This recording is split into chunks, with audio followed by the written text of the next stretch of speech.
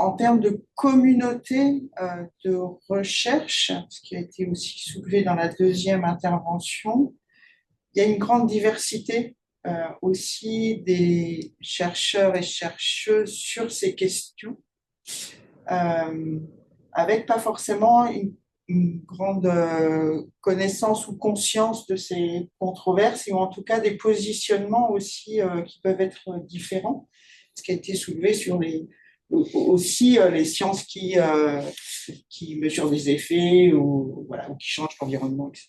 Donc, en tant que scientifique, au sens large, en tant que chercheur au sens large, je pense encore plus dans des sciences dites dures, entre guillemets, hein, le niveau de conscience de ces possibilités de controverses socio-scientifiques, il est différent d'une personne à l'autre.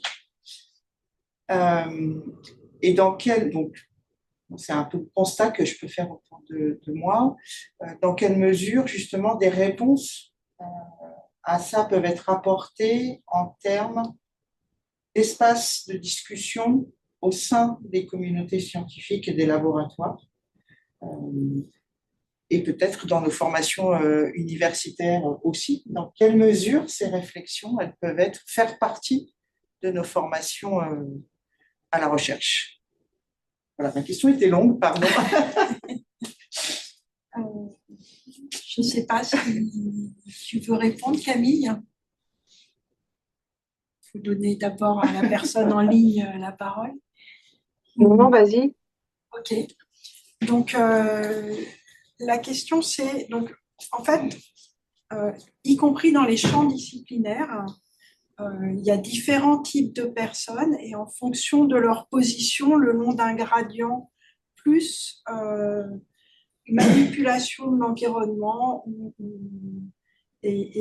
ou plus observation des effets, et ben, il y a il y a des controverses qui traversent les disciplines, effectivement, et en général, elles ne sont pas tellement pensées.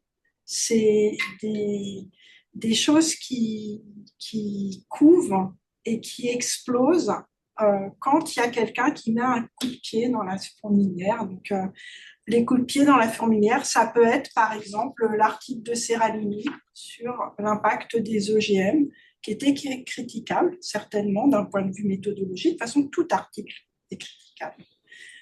Mais qui, du coup, a fait que, par exemple, le collectif de mon laboratoire, il s'est brisé en deux parties, avec pas des pros et des anti-OGM. Je pense que personne n'était pro-OGM.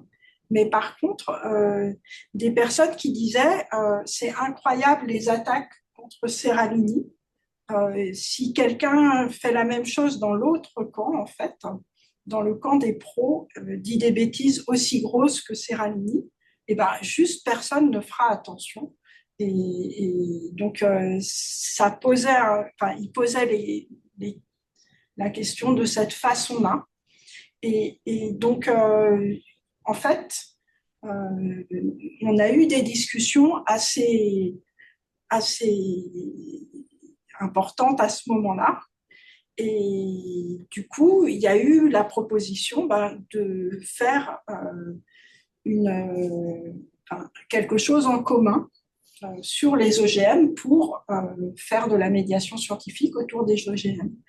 Et en fait, il n'a jamais été possible de se mettre d'accord sur ce qu'on pouvait présenter parce que les positions étaient... personne n'était satisfait du consensus, en fait.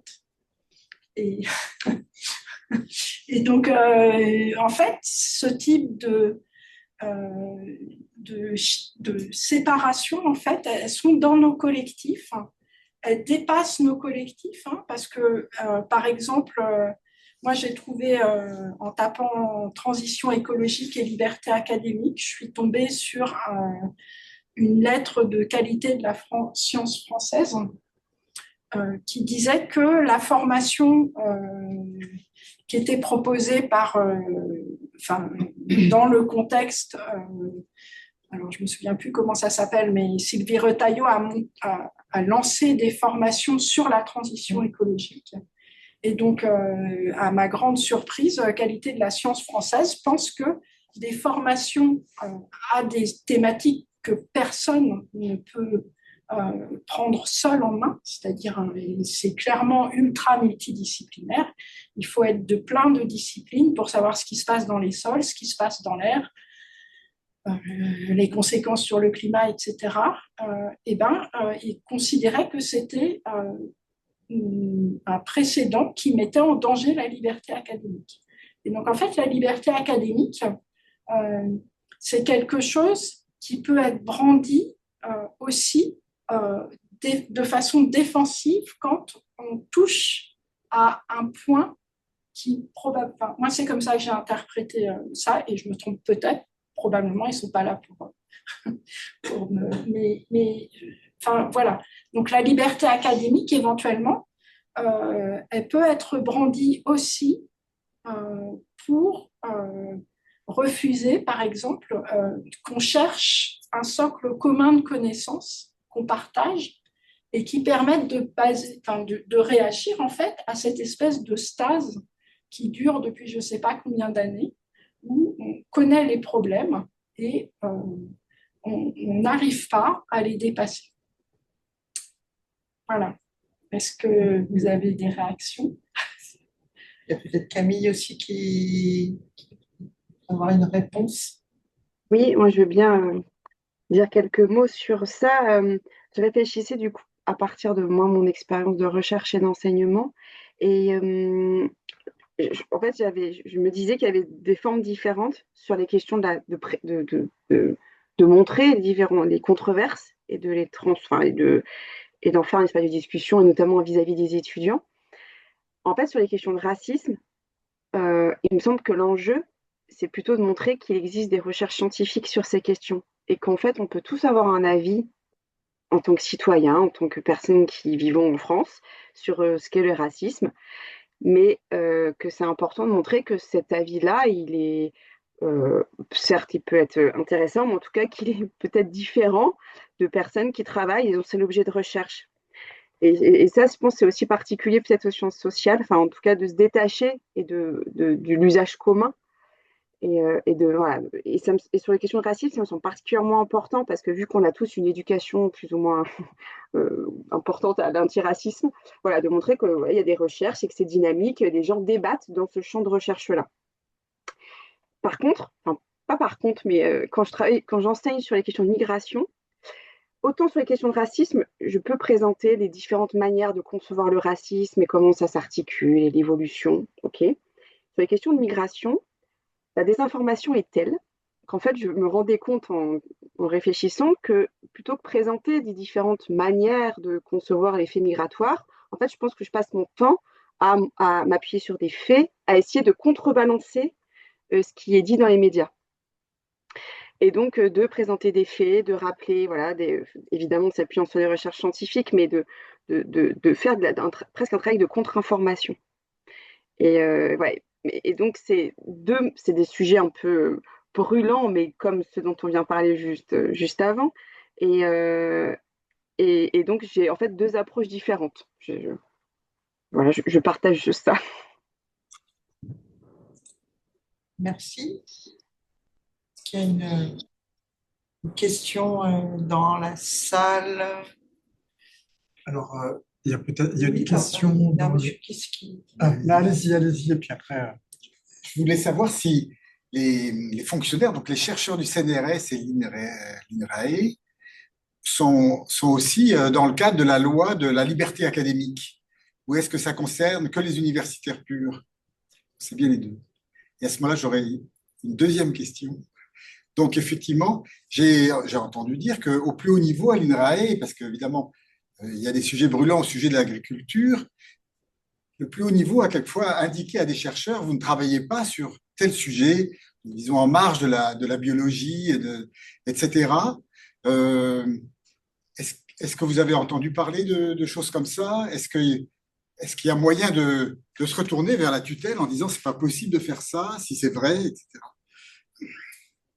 Alors, donc INRAE, c'est un institut qui est finalisé. Et donc, il y a une grande indépendance des chercheurs. Enfin, on peut que, enfin, je ne sais pas trop comment répondre, mais moi, enfin, il y a différentes façons. Alors, il peut ne pas y avoir de soutien des recherches. Je ne pense pas qu'il y ait d'interdiction qui qui se soit produite. Enfin, moi, j'ai jamais eu connaissance de ça. Par contre, des personnes qui disaient qu'ils sentaient un manque de soutien, j'en ai parlé. Voilà. Merci. Il y a une question dans le chat. Alors, Martin, je vois la question de Martin. Est-ce que, Martin, tu veux poser ta question? Je la relais. Oui, du coup, est-ce que... Ah bah voilà, je vois que ça apparaît. Bonjour à tous. Je m'appelle Martin Quentin. Je travaille pour une association plutôt issue de la société civile qui s'appelle Biodynamie Recherche. Et je me demande d'ailleurs si ma question ne vient pas dans la continuité de celle qui vient d'être posée. Parce que du coup, on travaille avec des agriculteurs en agriculture biodynamique, qui est une des parties de l'agriculture biologique. Et alors nous, on fait surtout, on essaie de développer les recherches et les connaissances sur ce courant de la bio qui est assez controversé aujourd'hui parce qu'il puise ses pratiques et ses origines dans une vision du monde qui n'est pas matérialiste, qui est à tendance, je dirais, non matérialiste, spiritualiste peut-être, ou animiste, où il y a différentes façons dans les ontologies de caractériser l'origine de la biodynamie. N'empêche qu'elle se développe beaucoup dans les vignobles, de manière à être, là, dans certaines régions significatives, il y a jusqu'à 10, parfois 15% de biodynamie. En Alsace, par exemple, là, pour autant, on rencontre aujourd'hui, il y a une hystérie assez dingue autour de ce mode de culture qui fait que, justement, notamment à l'INRA, en fait, c'est un mot interdit. On n'a pas le droit de faire des recherches sur la biodynamie. Et nous, on a en fait été approchés par différents chercheurs qui, de leur propre gré, nous ont contactés en disant, vous faites un travail intéressant de veille scientifique, de valorisation des travaux, vous avez un réseau, on aimerait travailler avec vous, on a des questions de recherche. Et en quelques années, alors on a pu avoir des partenariats, on a participé à l'un ou l'autre projet avec des chercheurs INRAE, je ne vais pas les citer forcément ici, mais on a vu que là, en fait, il y a eu des attaques phénoménales dirigées par des mouvements zététiciens, affis, rationalistes, aussi en sciences sociales. Là, j'ai publié dans le chat, là, il y a un billet de blog d'un socio-anthropologue qui raconte toutes les attaques qu'il a subies parce qu'il travaillait sur la biodynamie du point de vue des ontologies, c'est de voir comment justement les agriculteurs se lient à leurs plantes, à leur sol, quel type de relations ils établissent, etc., comment ils redéfinissent le cadre du soin, de ce que c'est que la production, etc. Enfin, il y a plein de disciplines scientifiques qui peuvent être mobilisées pour étudier la biodynamie. Pourtant, c'est un sujet qui semble assez tabou. Donc voilà, je voulais aussi amener un peu cette question. Et il y a aussi, ce qui est intéressant, c'est que par rapport aux questions du racisme qui sont évoquées par Camille Gourdeau, du coup, les détracteurs de la biodynamie, ceux que ça dérange, disent attention, il y a une méchante secte tentaculaire, parce que voilà, c'est une approche spiritualiste. Ce qui est intéressant, c'est que ça, c'est vachement documenté au niveau de la sociologie et de l'anthropologie. Et toutes les personnes qui ont étudié, il y a plein de publis là-dessus, et c'est clairement démontré qu'il n'y a rien de tel. C'est une chimère, c'est un fantasme, c'est une peur, en fait, qui est dans la société, mais qui contamine le milieu académique à tel point que, en fait, une grande partie des chercheurs vont s'appuyer sur les complots et les peurs issues de la société, mais qui ne sont pas du tout confirmés par les résultats de recherche sur ce courant. Voilà, c'est un cas assez intéressant. Merci. Est-ce que peut-être l'une ou l'autre, ou les deux, vous souhaitez répondre à ce cas qui est un cas particulier, mais qui soulève aussi des interactions avec et aussi les citoyens en général. Oui, alors moi, je ne suis pas du tout spécialiste de la biodynamie. Euh, je pense que, en fait, il est légitime éventuellement d'étudier des collectifs qui fonctionnent selon des méthodes alternatives. Et ça ne me choque pas que des scientifiques INRAE réfléchissent, regardent votre façon de procéder et vous étudient. Ça, enfin, je peux, enfin, j'ai aucun problème avec ça. Et par contre, la FIS est pas, est toujours extrêmement brutale dans sa façon de réagir, et je suis plus gênée par la FIS en fait que par le fait que des scientifiques choisissent comme objet d'étude euh, euh, des collectifs qui fonctionnent en biodynamique. Je ne sais pas si c'est une réponse qui... Voilà. Mais en tout cas, c'est ma réponse. Après, On peut poursuivre avec la réponse de Camille qui avait l'air aussi de vouloir réagir. Non, je n'ai pas de réaction. Je me demandais juste qu'était la FIS, là, quand vous avez, que vous venez de citer.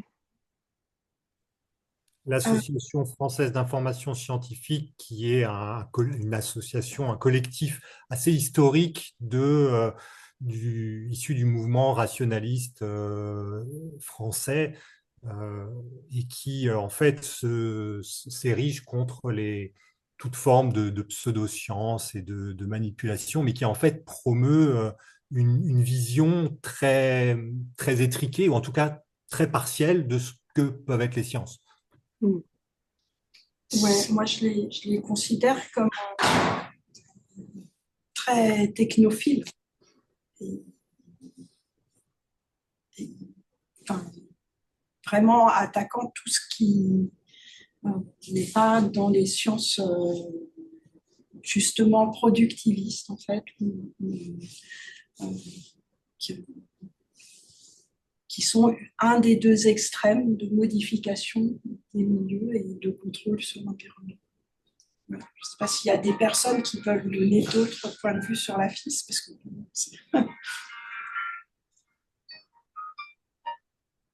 Une autre question en ligne? Non. Peut-être une question dans les deux interventions. On a vu qu'il y avait J'ai levé la main. Ah, pardon, je n'ai pas vu. Frédéric Pascal. Bonjour.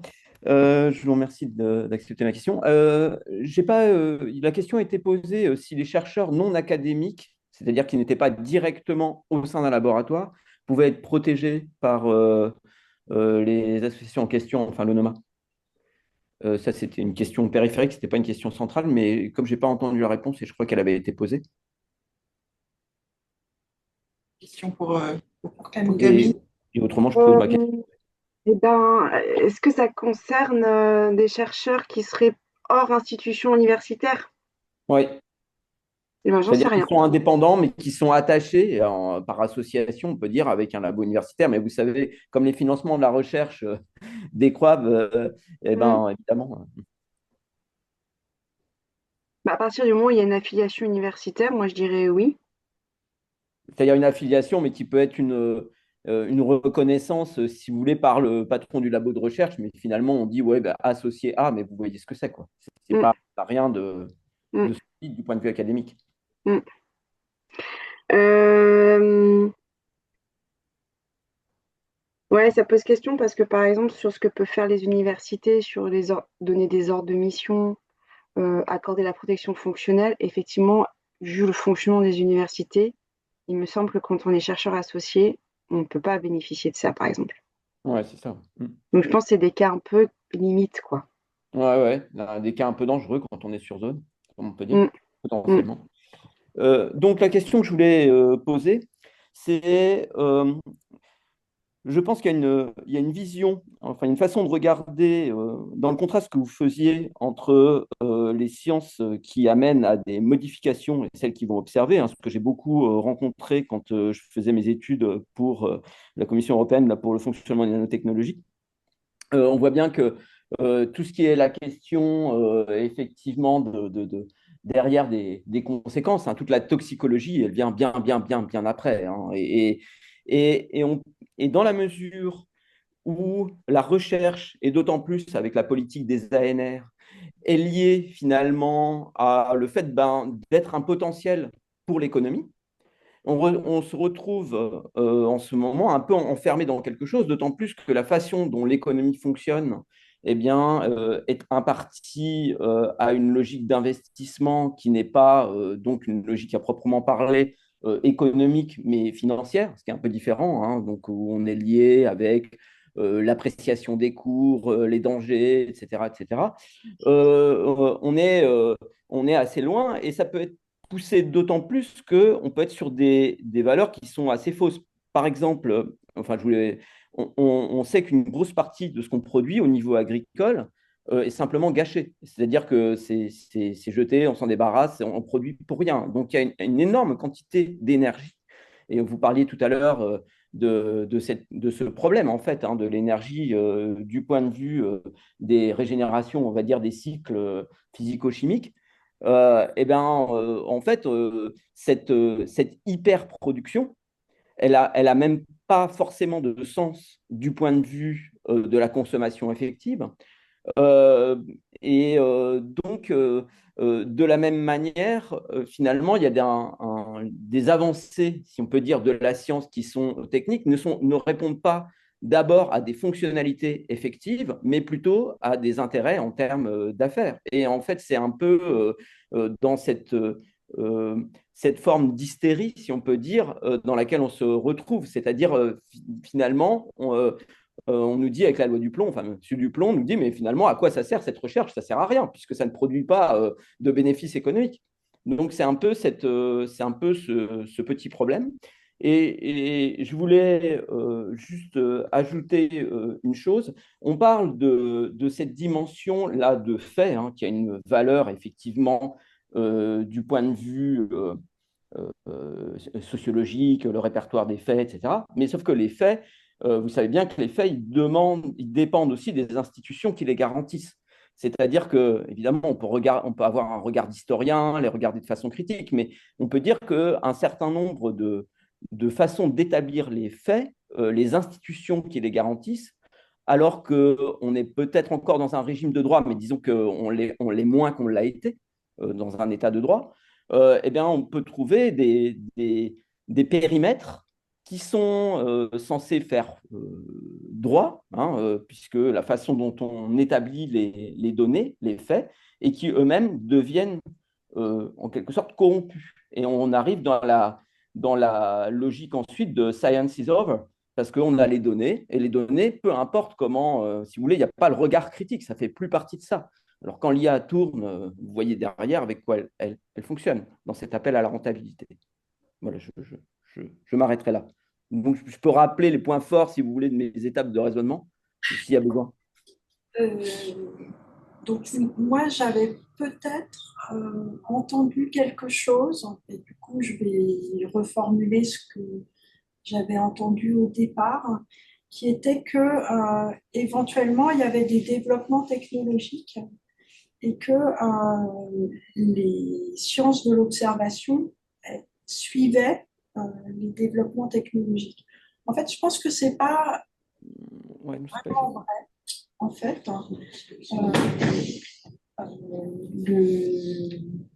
les développements technologiques sont toujours préparés par des choses discutées au sein des scientifiques. Et en fait, si on ne peut pas dire, si on ne peut pas prouver quelque chose, parce qu'éventuellement, il faut plusieurs années pour le montrer, on peut quand même avertir. Et je pense que pour les OGM, par exemple, il y a eu, avant en fait, l'apparition des OGM dans les champs, un certain nombre de travaux de modélisation et de choses comme ça qui ont pointé un certain nombre de risques qui étaient associés aux OGM. Et donc, en fait, évidemment, il faut attendre des années avant de pouvoir trancher, et c'est peut-être une autre partie de ce que vous avez dit, mais en tout cas, maintenant, ça fait 30 ans qu'il y a des millions d'hectares qui sont cultivés en OGM, et j'ai refait la biblio sur les OGM, et je ne sais toujours pas quoi penser de ces millions d'hectares qui sont mis dans les champs, parce que j'ai l'impression que ce qui est clamé comme propriété pour les OGM, eh ben, le travail n'a pas été fait suffisamment correctement pour me convaincre. Alors, voilà. Du coup, évidemment, je me demande si c'est parce que je suis biaisée dans mon point de vue sur les OGM ou pas. Mais parmi les choses qui me dérangent, il y a le fait que il y a par exemple des études qui montrent que les changements des conditions de culture sont responsables d'une part importante de l'évolution des rendements. Et les gens des OGM, ils attribuent essentiellement l'évolution des rendements, ou en tout cas, ils ne précisent pas qu'il y a ce phénomène-là qui se produit. Et donc, ça met enfin, ça permet pas d'adhérer en fait à ce que proposent les personnes qui promeuvent les OGM et qui proposent. Enfin, actuellement, il y a des nouvelles technologies qui sont en train d'être travaillées. Il y a la technologie CRISPR-Cas9 et donc actuellement, il y a de nouveau des tentatives alors, de choses qui s'apparentent à du brevetage du vivant, qui sont dans les tuyaux à la communauté européenne, etc. Et donc, on repart éventuellement sur un affrontement au parc. On ne sait pas ce qui va se passer dans ce cas-là. Et donc, j'ai refait un petit peu de biblio et franchement, c'est malgré le fait qu'on a 30 ans de données disponibles dans les champs, je ne sais pas, ça reste trop partisan pour permettre justement de supprimer la controverse scientifique. Et ça me désole, mais voilà. Non, pareil, on va refaire circuler. Je ne sais pas si Camille souhaite intervenir aussi sur cette question ou Non, enfin, pas précisément, mais peut-être ça m'évoquait deux choses. Enfin, sur le lien entre la controverse en dehors de l'espace académique et la discussion. Tout à l'heure, je mentionnais la question des médias et le site The Conversation a été mentionné, enfin, sur comment on peut avoir d'un côté dans les médias des données fiables. Et l'autre chose, suite à l'intervention de Frédéric Pascal, c'était de réfléchir sur les liens en fait entre les politiques publiques et la recherche. Et visiblement, ces liens-là, ils sont distendus, compliqués. Enfin voilà, mais c'est sur un autre levier. Mais voilà, ça m'évoquait ça sur ces deux aspects, sur comment faire en sorte que les recherches scientifiques, elles soient à la fois enfin, qu'elles aient des effets concrets, et puis à travers les médias, qui est une autre manière d'en rendre compte.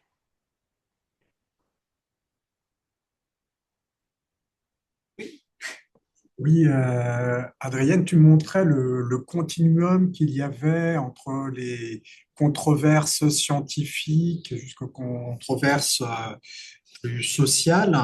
Et certaines controverses, elles apparaissent presque intrinsèquement socio-scientifiques. Euh, et donc, ça semble difficile pour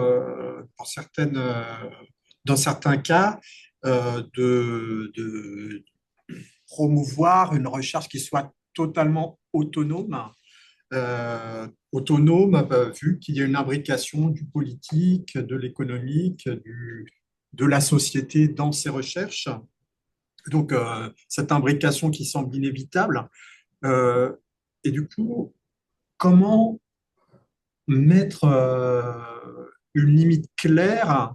Est-ce qu'on peut mettre une limite claire, en fait, entre ce qui relève purement du scientifique et du débat, de la controverse scientifique, et ce qui relève des autres types de controverses? Est-ce qu'on peut mettre des limites claires et est-ce que c'est souhaitable dans tous les cas de mettre des limites claires entre ce qui doit relever purement du débat scientifique et ce qui doit être un débat plus ouvert? Alors, euh, je pense qu'il y a des questions scientifiques qui sont tellement pointues, ça n'empêche pas les débats, hein. Moi, j'ai fait de la génomique, et je travaillais sur les introns, qui sont des séquences non codantes, qui s'insèrent, enfin, qui sont insérées dans les gènes, entre les parties codantes des gènes des eucaryotes. Et donc, le débat, c'était est-ce que les introns sont arrivés très tôt dans l'évolution ou beaucoup plus tard? Et franchement, ça avait peu de chances de déborder de la communauté. Je pense que, enfin, là, vraiment, et pourtant, clairement, il y avait des égos en présence et ça se fritait, mais bon, en même temps, les autres avaient un peu de distance, quoi. Enfin, ça avait peu de chances de sortir.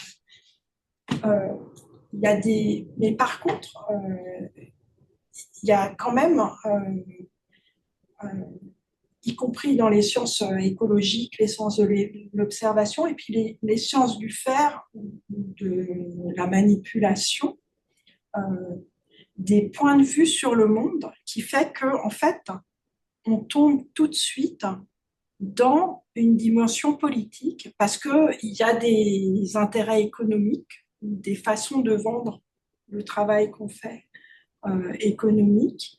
Il y a le fait que, enfin, voilà, donc, y compris quand c'est des choses qui sont très scientifiques et relativement pointues. Donc, les nanotech, je pense que typiquement, c'est des trucs qui sont très pointus. Euh, et je pense qu'il y avait une opposition des associations par peur de ce genre de technologie qui du coup, a tout de suite provoqué en fait une controverse sociotechnique, enfin, socio-scientifique.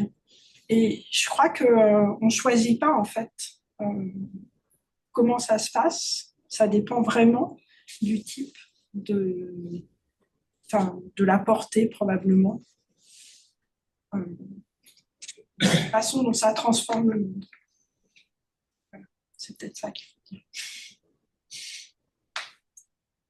dire. Camille, est-ce que vous voulez compléter? Oui. Moi, j'ai encore une question sur ce qui a été soulevé à la fin par Camille sur le fait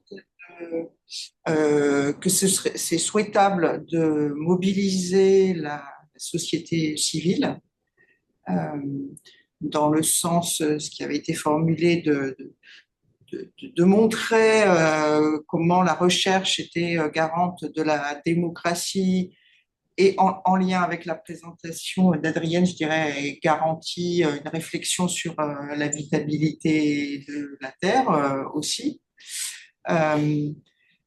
Alors, des sous-questions qui peuvent être comment on fait ça? Ça a déjà été soulevé un peu avec le problème des médias. Il y a une partie de la société civile qui se lève aussi. On l'a vu avec des pétitions, avec participation des associations, de citoyens concernés et aussi des associations de malades, par exemple, ce qu'on a vu à l'occasion des mobilisations contre les pesticides. Donc il y a une partie de la population qui réagit, on va dire, mais globalement, quels moyens on a, je dirais, en tant que scientifique, en tant que chercheur, en tant que chercheuse, en tant que détenteur d'un certain nombre de connaissances sur les sujets, comment on fait pour passer ce cap de mobiliser les citoyens ou citoyennes? Peut-être Camille peut Oui. commencer. Bon, on n'a pas, au sein de l'OALA, on n'a pas travaillé sur des programmes, un programme très précis. Des choses qui ont été échangées, c'est par exemple la participation à la fête de la science, qui est très investie par les sciences dures, comme on dit, mais peu en fait par les sciences sociales. Et donc ça, voilà, ça peut être quelque chose qui est déjà fait, mais en tout cas de continuer à s'investir dans ce type de manifestation. Et il me semble aussi, alors c'est un peu ce que je disais à un moment donné sur qu'est-ce qui relève de la liberté d'expression, la liberté académique, mais il me semble qu'un élément, voilà, mais en fonction de ses possibilités, de ses moyens, mais en tout cas de continuer à intervenir dans le débat public, d'intervenir dans les médias, mais en faisant attention, en faisant attention dans le sens où voilà, certains chercheurs ont été attaqués parce qu'il y a des prises de position qui relèveraient davantage de la liberté d'expression et du coup là ça peut être compliqué d'aller défendre la liberté académique, mais en tout cas il me semble tout à fait possible d'intervenir dans les médias, d'intervenir, de faire des débats publics, enfin voilà, le plus possible en s'appuyant sur ces recherches. Et je pense qu'il y a suffisamment de matière dans les recherches que nous faisons pour pouvoir euh, partager ça avec voilà, les personnes qui sont intéressées. C'est Pour l'instant, on en est là, mais en tout cas, je retiens qu'il faudrait qu'on travaille là-dessus. Et des propositions peut-être plus nombreuses et plus détaillées. Je vais juste répondre sur quand on parle des interactions avec les citoyens et citoyennes, j'ai l'impression aussi que souvent on pense euh, vulgariser des connaissances. Un point qui me semblerait peut-être intéressant, ou en tout cas d'avoir votre retour là-dessus, c'est aussi transmettre ce qu'est la recherche, Mm. c'est-à-dire le fonctionnement, cette notion aussi de dissensus, cette notion de remise en question, que c'est possible et que ça fait partie de la démarche de recherche. Mm. J'ai l'impression que c'est aussi très peu ou mal compris par la société en général, parce que ça fait partie d'une culture scientifique, enfin de recherche, on va dire. Mm. Euh, et, et ce qui rend aussi, je pense, peut-être les interactions compliquées parfois parce qu'il y a une attente vis-à-vis de la recherche qui est de la vérité, pour le dire simplement. C'est-à-dire il me semble qu'on l'a vu au moment du Covid, c'est-à-dire que ces doutes par rapport à la vérité ou la parole du scientifique, dans quelle mesure elle se situe par rapport à la vérité, et le fait que tous les scientifiques puissent ne pas être d'accord, du coup, il y a une perte de confiance dans la recherche. Alors, en fait, donc, il y a différentes façons d'aller au contact de public et en particulier de public qui n'est pas forcément favorable. Et donc, la mission INRAE Agrosciences, elle instruit des controverses et elle permet du coup de mettre à plat quels sont les... Enfin, de faire émerger un dialogue. Alors, ça va peut-être rien, enfin, de la même manière que nous, dans nos laboratoires, alors qu'on est scientifique, qu'on partage la même méthode, on n'est pas d'accord pour différentes raisons, parce que notre point de vue sur le monde, il est différent. Donc, éventuellement, on restera chacun sur nos positions, mais par contre, on aura pu échanger, écouter l'autre. Donc, ça, c'est une des solutions pour aller au-devant des personnes avec qui on est en désaccord. Il y a d'autres façons de faire. Il y a aussi les recherches participatives où on peut aller dialoguer avec les acteurs et les actrices. Et s'ils le souhaitent, on peut construire avec eux des façons de faire de la recherche qui, chacun apporte quelque chose à la construction du projet. Et donc, il y a plein de façons, en fait, de travailler, même quand, éventuellement, il y a du dissensus.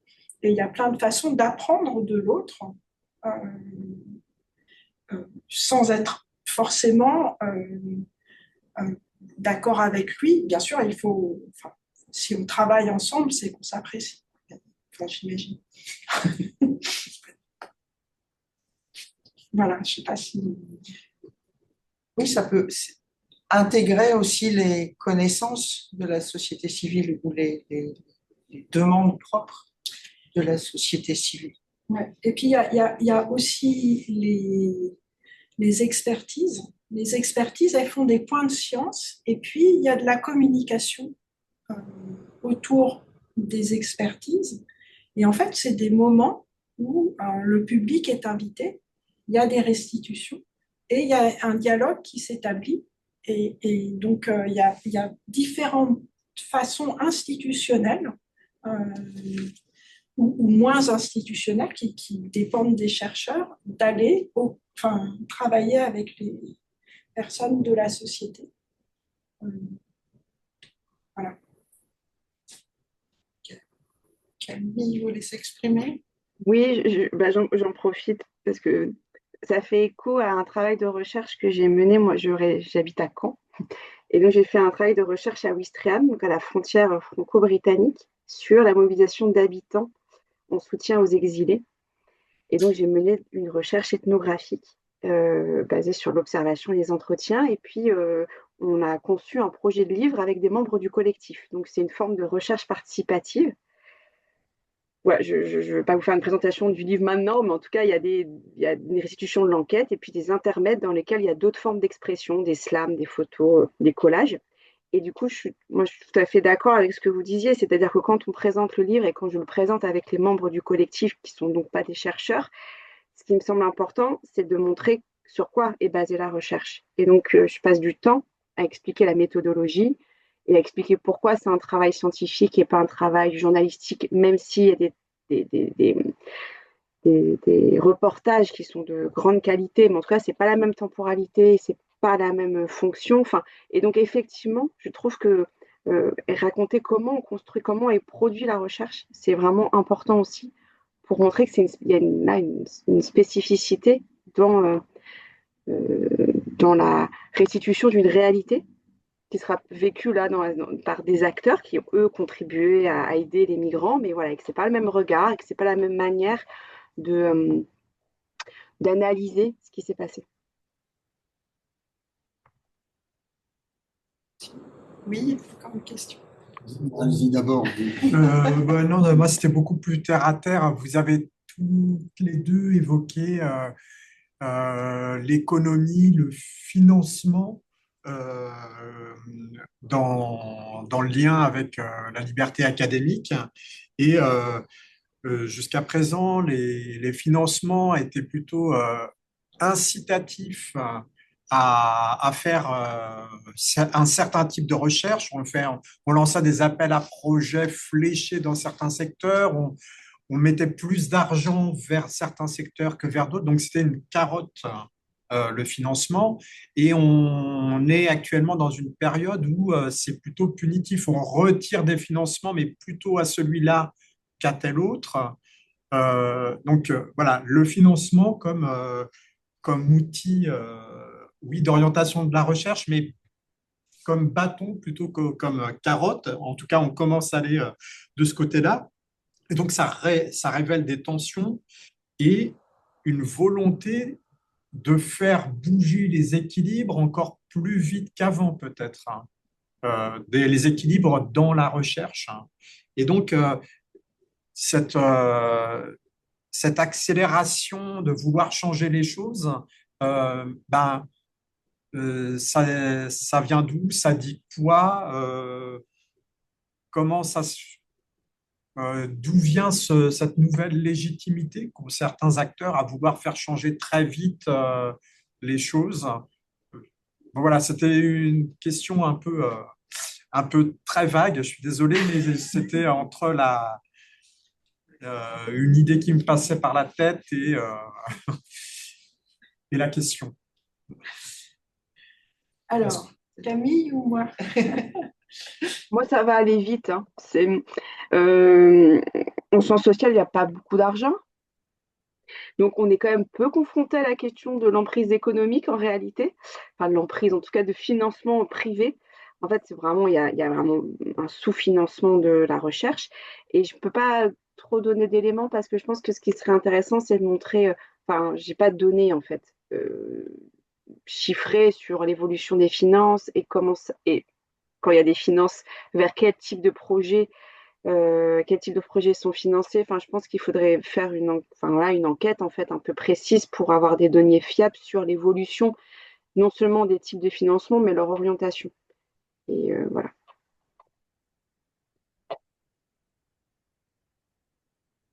Moi, je suis pas sûre de savoir exactement, d'avoir bien compris ce que tu voulais dire. Mais tu peux répéter.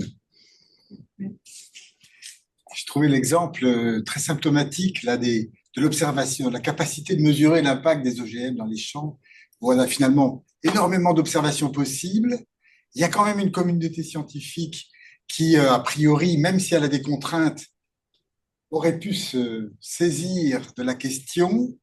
Vous avez dit que vous ne saviez pas vraiment pourquoi, etc. Et donc, mais elle l'a fait. Et elle montre que les OGM, c'est génial. Donc, les promoteurs des OGM montrent que les OGM sont géniaux.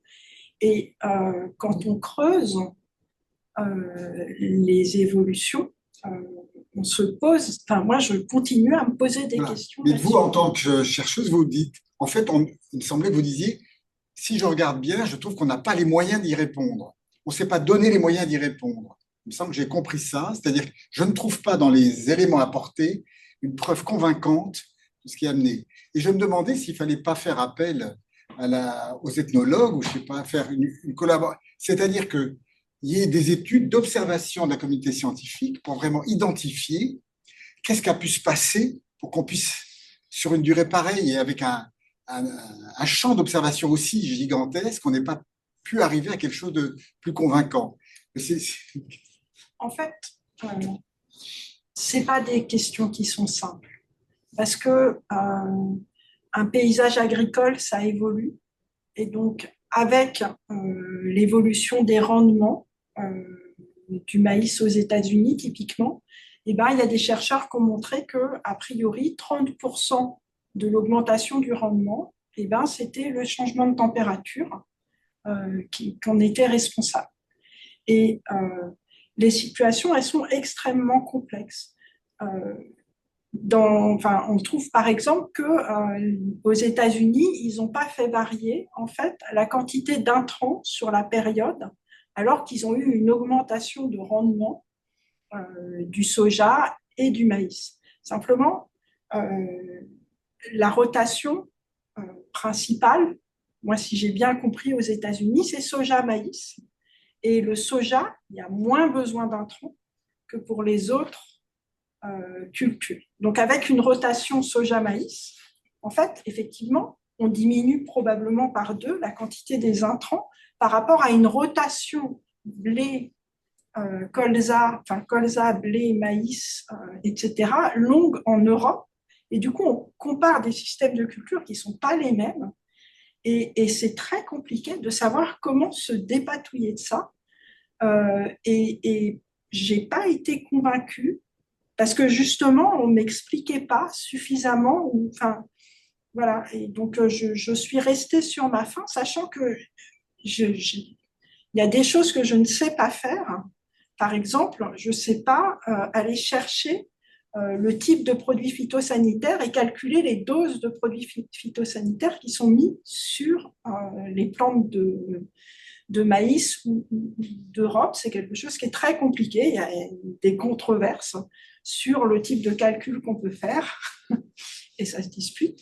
Et c'est important pour la société. Il y a eu un changement dans le calcul des doses de pesticides qui a eu lieu il y a quelques années, je pense, et qui a donné lieu à une controverse. Enfin, voilà. Et donc, en fait, c'est des questions scientifiques qui sont très complexes. Mais quand moi, j'ai trouvé plusieurs trous où je me suis dit, ben oui, mais peut-être. Enfin, oui, mais ils n'ont pas expliqué que 30% de la réponse chez le maïs, ça provenait des changements climatiques. Voilà, ça, il y a des articles qui le montrent. Il y en a un autre pourcentage qui provient des changements dans le système de culture. Et donc, du coup, qu'est-ce que ça veut dire l'augmentation du rendement si jamais il y a 70% qui ne provient pas des OGM? Comment on comprend la comparaison qui est faite avec l'Europe, où cette fois le maïs il plafonne, mais c'est parce qu'il n'est pas avantagé non plus par le climat, peut-être. Voilà. Et donc voilà, donc c'est des problématiques qui sont très compliquées. Et en même temps, il doit être possible, au moins, de faire une étude. Parce que c'est pas ça du tout qui est mis. Et là, ce qui est mis, c'est des données brutes où on dit il y a eu 0 augmentation des intrants pour la période aux États-Unis et on a une augmentation de rendement, c'est fabuleux. Et regardez, l'Europe, ça ne bouge pas.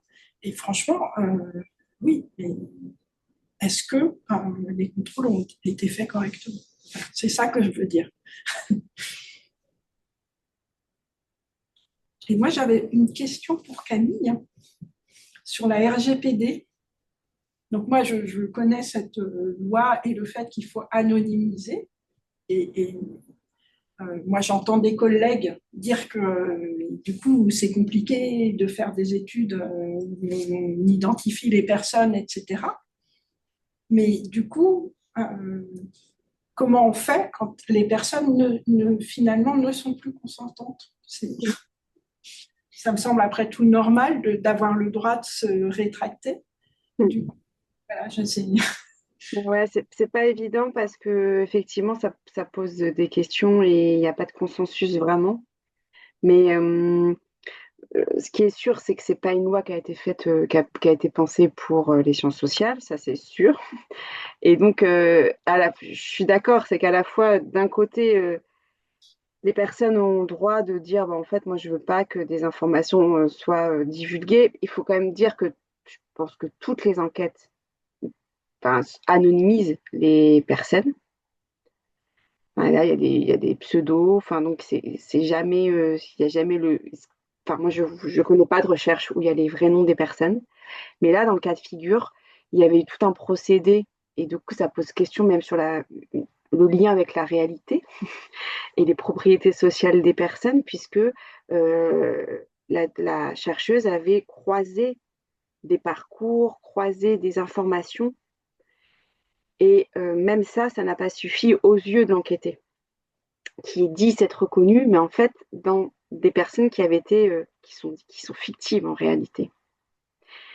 Et donc, ça pose des questions sur, sur sur la ça pose des questions sur comment on fait quand il faut recréer des personnes fictives. et comment on réfléchit à partir de ça, d'un côté, et de l'autre, eh bien, ça semble aussi important que les personnes enquêtées aient un mot à dire sur la recherche. Mais le point, en tout cas, qui est vraiment sur les enquêtes ethnographiques, qui du coup, moi, ce que j'utilise le plus comme méthode, c'est pas du tout adapté parce qu'en fait, quand on fait des enquêtes, on a certes une problématique, des hypothèses, mais après, les hypothèses, elles sont transformées en fonction du terrain, en fonction de ce qu'on observe. Et donc, nos questions, elles évoluent. Et donc, il n'est pas possible, en fait, dans ce type de recherche, de quand on va voir les gens sur le terrain, de leur faire signer un papier en disant, bonjour, je fais une recherche sur ça, ça, ça, ça. Est-ce que vous, en fait, de faire signer des formulaires de consentement quand on fait de l'ethnographie, c'est pas du tout adapté. Donc, voilà, donc c'est pas facile en fait, c'est compliqué ce règlement et la manière dont il s'impose ou pas aux recherches en sciences sociales. Bien, on va clôturer cet après-midi de séminaire. Un grand merci à nos deux intervenantes qui nous ont ouvert des horizons et on voit déjà comment ça peut bien croiser aussi. Merci à la salle et merci aux questions à toutes les personnes qui étaient en ligne et qui ont posé aussi des questions. Merci. Merci.